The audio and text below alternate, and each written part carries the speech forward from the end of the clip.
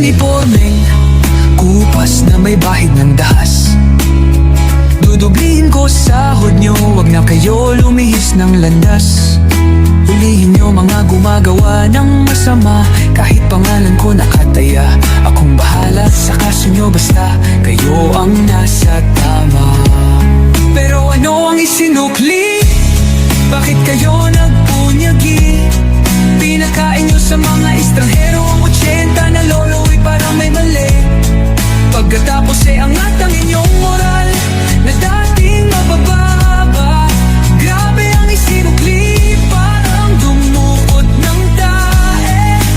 Tapos nilagay sa kamay, sabay sampal sa kanyang mukha. Mahal ko ang Pilipinas, di ako papapi. Ipinanganak ako sa bayang mapagpimpi.